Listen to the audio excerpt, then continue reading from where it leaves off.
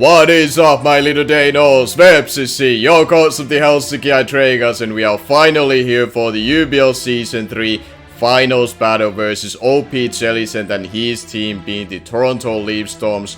Regards to the team itself that I'm gonna be using for this finals matchup, the team builder for that just went yesterday, so if you want to go check it out before seeing this battle, where I really go in depth about the team itself, how it's supposed to be functioning, what kind of mindset that I have to have going into this matchup, what kind of matchup in itself we are gonna be having in general, and all that good stuff, where I really go in depth about all those kind of things. The team builder video did go up yesterday, which should be popping right about now on the top right in the corner of your screen, and it was also the most recent video uploaded prior to this one, so make sure to check it out if you haven't yet and you're interested in at that one.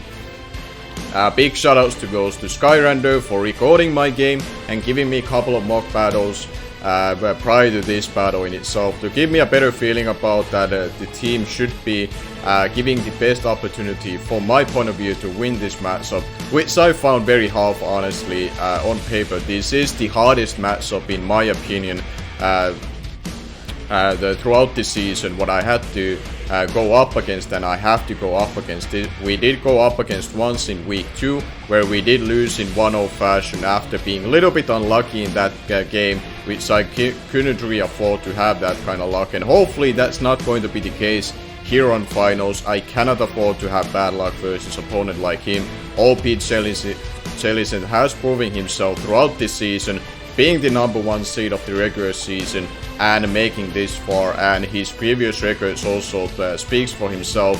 When he puts his effort in time in draft league format, he's a very formidable opponent, and he had a big help regards to his team building itself, which I found out later on that Saso aka Iron Blast Gaming did build his team for himself for this finals matchup. So not only I have to outplay my opponent, I have to outprep a top 2 coach of all time in draft league format. So I have one hell of a challenge in my hands, but I believe in my chances to win this finals in itself. The quick wrap up of the team, if you don't want to go and see the team builder, is gonna be Choice Scout Scissor, Assault Vest Regalsi, 4 attacks Mega Glade, Weakness Policy, Dual Dance Diancie, Dark Diancie, Dual Stab Greninja with U-turn, and a Choice Scout Celebi with Dual Stab U-turn and Stealth Rocks. But now, let's go and see how this finals is gonna be going for us,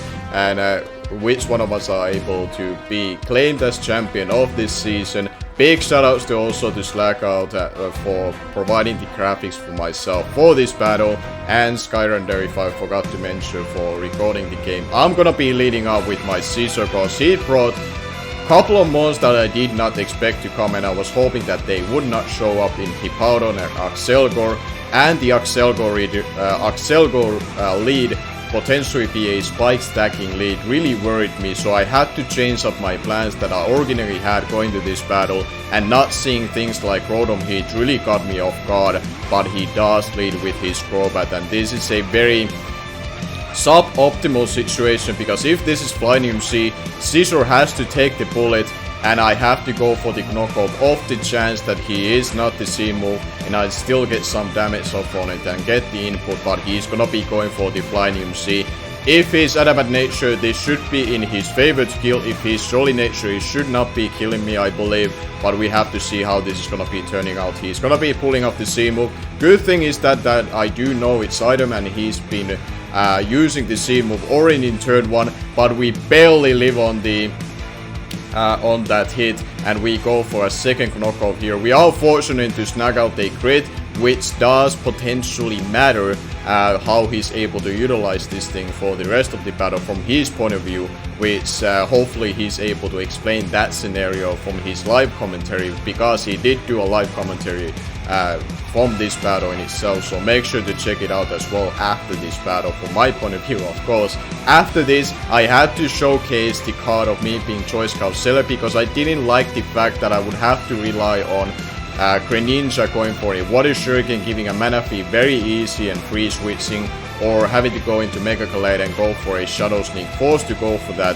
and then it allows Hippowdon to come in. So I was hoping that, okay, if he doesn't see it coming, or he's willing to stay in and see that I'm Choice Scarf. I get the kill. If he goes into Latios, I get the chip damage, so Scissor can potentially revenge kill it.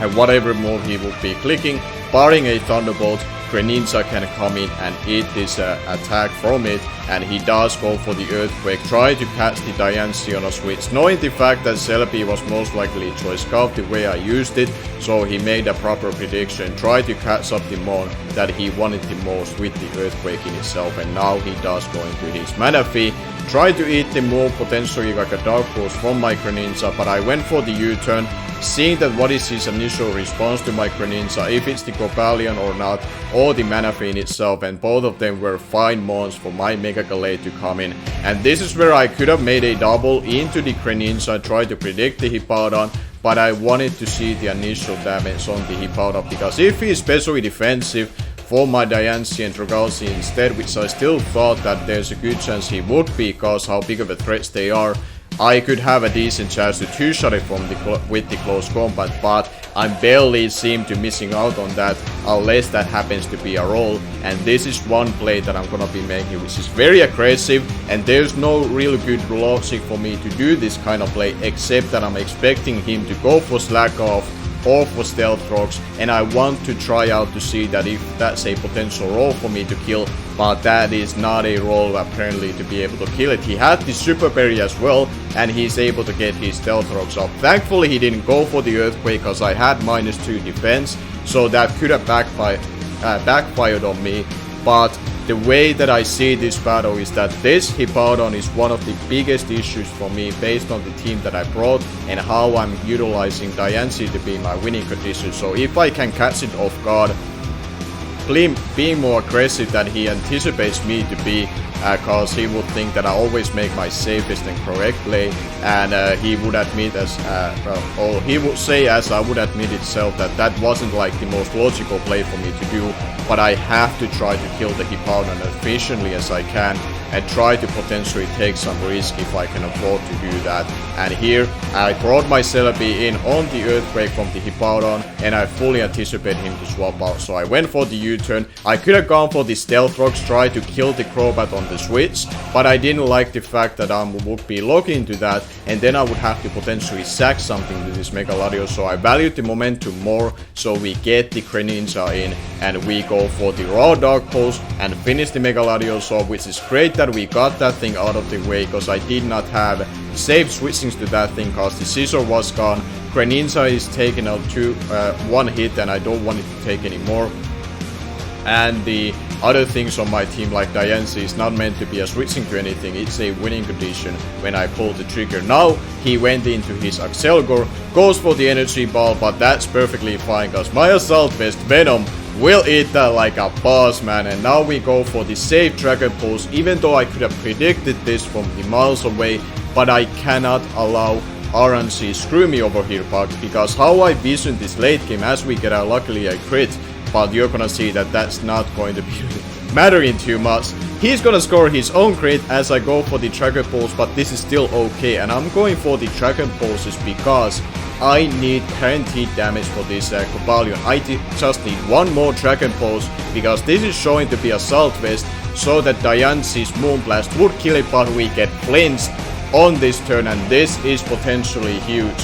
If that Dragon Pulse would be the difference maker for Diancie to be able to kill this Cobalion later on. I still need something like a Greninja to weaken it down, or my Mega Gallade to weaken, kill it outright, or Celebi going for a Psychic to weaken it down even further. But just having that Dragon Pulse on it, like 3 consistent ones which I was supposed to have, even if the one of wasn't they crit, that could have been huge for the late game, but we have to see how that's gonna be playing out in itself. Now, because the Hippowdon was not Slack Off yet, and it was around 60% of health, he had to make a play to go into Axelgor, and he gave up on it. The crit obviously mattered in a sense that I did not potentially kill it with my close combat, even though I'm Adam at max attack nature, but I did pack the Shadow Sneak, so if he was try to stay in, go for the last ditch effort move, I still would have been picking it all with the Shadow Sneak, which he could have expected to be the case, and just being giving up on it and viewing something else on his team being the winning condition instead of the Axelgo. But either way, that's good for me that it's gone, so any kind of threat of it having spikes and start spike stacking me and the speed tier that it has is better for me to have out of the picture. Then he brought his Hippowdon, took his turn to get up the SlackOut, so that's very huge because now that thing is back at full as I went into my Celebi, and I go for the raw Psychic here because I thought the Cobalion, the Crobat Sack, or the Manaphy coming in, all of them would be hit by Psychic and there was no way he would be staying with it. But he brought his Manaphy in, either telling me that he is a Rindoberry, which I anticipated the reason for him to make that play, or he has something else on his mind that's why he wanted to allow the Manaphy to take the hit.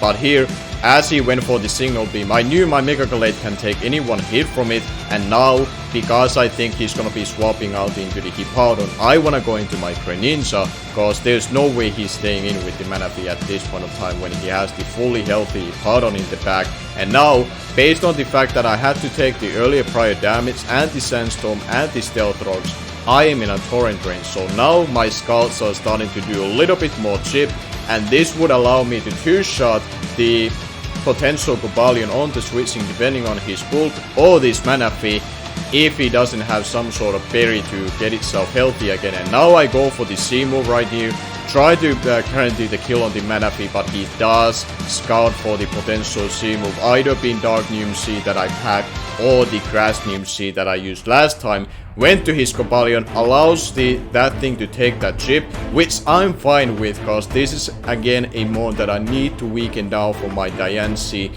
to win in the late game, and at least this makes up a little bit of the fact that I did not get Dragon Pulse off on the Cobalion, if this does enough, but that's still right about in our range of that. Is that enough for Diancie to kill with the Modest Moonblast with the special attack investment that I pack on it, or not? But now I just go for the Scald right here, and he makes a really good play, because you're gonna be able to tell that he is not actually Rindoberry like last time. He made this play knowing that I would go for the Scald and knock Dark Pulse so he can get the Super Berry off, and that was really well played by him after I got my prediction right.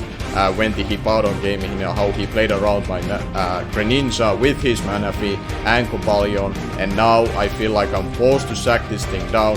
And Greninja in itself, you did a pretty good job by forcing the Manaphy still take the Dark Pulse in itself, and you were able to force the Cobalion to take some chip, and now I'm seeing that, okay, this is my opportunity to utilize my Diancie either as a breaker or as a sweeper, depending on his Cobalion to able to lift this Moonblast from it, or what kind of set the Hippowdon itself is going to be. But this is where it really counts. Is the prior damage that I was able to get off on the Cobalion enough? It is not enough. It's able to barely, and that Iron Head is for sure killing me, even though he's not really attack investment too much with the Assault Vest set. And that is the difference of me getting the Dragon Pulse off earlier or not. If I would have gotten it, there was no question about it, even without the crit, that all the chip damage that he allowed the Cobalion to take from the Dragalsi, from the Dark Neum C Greninja, and that Moonblast combined after the game we did talk about this in a call, and all those attacks combined should have all caught the Cobalion all together. But now I'm in a very tough spot, because now I have to start banking on that I'm getting some luck in my favor. Unfortunately, because I was adamant nature and how he spec crept a max speed Jolly or timid Celebi, he was able to still get another attack off on my Mega Gallade before going down. And that is another thing that also comes into play that should have not happened, because the Cobalion would have gone down, he would have been forced to go into Hippowdon or the Manaphy, and then I would have forced one of them to trigger my weakness policy and really weaken them down to the point that my other members of my team would have been able to revenge kill them. But now I'm stuck over here with this Hippowdon. I'm going for the Ice Punches, even though Close Combat would be doing more, because I would need the freeze at this point to be able to break through it. And now we have only one more remaining in our Savior to Celebi. Please, Savior, save ourselves from this situation where RNG really just barely, even though there wasn't much RNG and it was a 30% of chance getting the flinch off,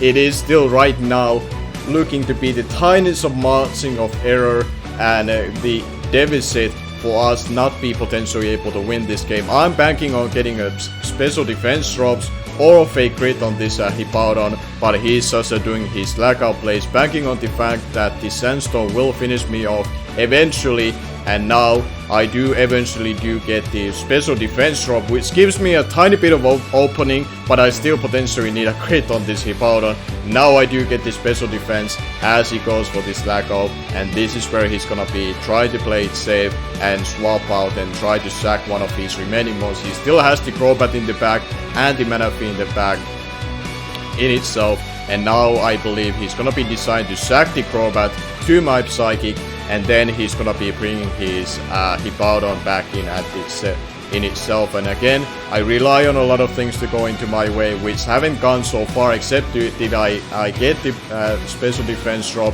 but I would need something like that to happen yet again, and then I get like a crit, for example, why add it on the following turn. So I really need this first hit, just do like a Spedef drop to it, and then potentially snatch a crit, and hopefully those would be enough. I do get the special defense drop, he goes for the Earthquake, and that's gonna be doing quite honestly enough. I don't think I even had the chance if I got the crit at that point, obviously, because the Earthquake will be enough to finish me off with the combine of the Sandstone damage. So that is going to be the game. We lose in 2-0 fashion to OPJellicent in the finals, and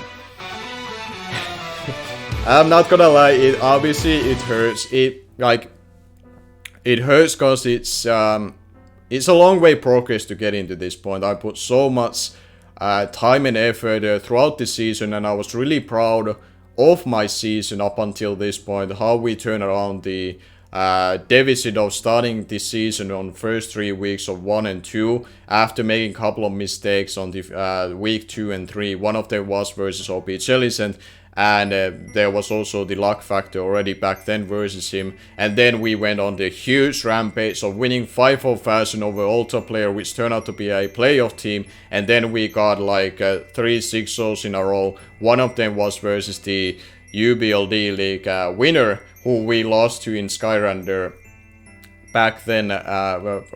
Kind of like irony in that sense, that how that turned out in itself. And I was hoping that how the D-League went for us this season would be a little bit different, and how I saw myself actually making to the finals. I was hoping that I could have a lot more happier ending, but that's not just how it did not work out. But good game to OPJellicent. He played this beautifully as well. I don't think, like, both of us, I had one play with the Mega Gallade that was, from certain point of view, was over aggressive with staying in with the Hippowdon, but barring that, I think I played it just fine. The lead scenario was tough for me because he did not bring exactly the monster that I thought, and him leading up with the Crobat like it did, it already put me in a top position, and I couldn't really have a good way to play around it otherwise, even if I lead with my other things, considering how valuable Dragalsi, for example, was. Celebi not be able to kill it outright, even if I was Choice Scarf. Diancie, it was a winning condition for me, so I couldn't rely leading up with it and take a hit from Crobat in itself. So the early game really went OPJellicent's way, but I'm really proud how I put up the pressure back to him on the middle part of the game, and I think I gave everything that I got for sure. I think I did the proper plays to position myself to win, and again, if I just didn't get flinch on the versus the Cobalion, I really feel like I had the opportunity to win based on how the battle went so far and how the battle would have gone afterwards this. But big thank you for OPJellicent to be a really good sport about this. We did talk about this battle afterwards in a call. We went through the scenarios, what happened in the game, kind of breaking down from both sides of the views, how things happen, how things would have evolved if certain things didn't happen, and how we viewed it as such. And if the battle went as it went up until the Cobalion got the flinch, we did agree that, yeah, I most likely would have definitely won the game for sure, either in 1-0 fashion or 2-0 fashion. But he also did brought up the fact that the Crobat getting crit on turn 2 did influence him, that he was a little bit more, hindered by able to utilize it throughout the battle in itself up until very end when he used it as a sack in itself. So that hacks that I got into my way is a lot harder to really read up afterwards the battle, besides that how it worked out. But the one that happened to me, which I found very crucial, it's a lot easier to tell at the end like how that influenced myself. He did have curse on his Hippowdon, which meant that if the scenarios versus the Cobalion and the Diancie would have gone into my way and I got the kill, it would have turned into a situation where he would have brought his Hippowdon in and I had my Diancie out. I would have had to go for Calm Mind and he would have gone for the curse in itself, because after a curse he would guarantee kill me, and that would have been his right play before going for the Earthquake and trigger my weakness policy. But because how much the +1 Moonblast would do to the Hippowdon, it would leave it in a range that Celebi would be able to come in and go for the Psychic and kill it, unless I get absolute min rolls on both of those attacks combined. So that's kind of how I can reflect on the battle in itself, how it could have turned out for us and how I could have won that battle. Because if the Celebi just finished off the Hippowdon, there was the weakened down Crobat left, and then there was the Mana in itself. Where Mega Gallade, for example, would have been still around 60% of health. It had the Shadow Sneak for the Crobat to revenge it, and it could have done enough damage to the Mana feed to kill it, or the Celebi in the back would have been able to finish off the bolt with the Psychic. So that's just how it goes, but I'm really proud again how I played throughout the season. I think I stepped up my game, but there's still room to grow for myself. This final show it to me. I think after I have seen myself the team builder video with Saso Iron Flash Gaming had a huge fingerprint on it. I'm gonna be viewing that several times after this has gone. I have seen it already twice, and I can already learn a lot from that in itself. How someone like him viewed the matchup, how he saw the matchup potentially playing out, and how he saw OPJellicent's roster to be able to beat me, and how he can expect me to bring certain things or certain type of build. So this was a huge learning experience. Both of us played really well in my opinion. I don't think either of us really choked the finals away. We gave everything that we got, and it's just that one tiny margin of RNG and a tiny bit of luck that swung into OPJellicent way, which in the end was the deciding factor. And that's just how it goes with competitive mons. It's okay. I have slept over it. Even though it hurts to lose a second finals like this in a UBL, I just have to move on from it. I'll learn from this, and I'm gonna be coming better than ever for the UBL Season 4. You can assure that once the Season 4 comes around and we are in this Generation 8, I'm gonna give it everything right from the start to make sure that we can come back to this situation. Hopefully the third time of the charm, when we can come back to the finals, hopefully in this UBL Season 4, whenever it comes down, we can position ourselves, give our chance to win, and hopefully then we can really go through it and nothing goes against our will like it did this time around. Make sure to check out OPJellicent and his point of view. He did the live commentary. Even though he's a way bigger channel than I am, he feels weird to really recommend anyone to, from my point of view, to go follow him. But if for whatever reason you haven't checked him out, make sure to check him out for sure. I love his attitude regards to competitive mods in itself, and that's the kind of the attitude I try to have myself, and I feel like a lot of us should be having in the Draftly community. But that's all for us. I'm sorry that we fell short, but I really gave my all. I feel like I played it like I was supposed to. I'm proud of my build and how I was trying to execute the plan, but it just didn't work out. Hopefully next season we can come back stronger than ever, and people will be fearing us whenever they have to go up against the Helsinki Hydreigons. Thank you all for watching. Stay tuned for the upcoming Draft League content that I still have left to provide from you for the remaining of the Generation 7. And like I said, thank you all for watching, thank you for the support, and until next time, I'm gonna be seeing you guys later.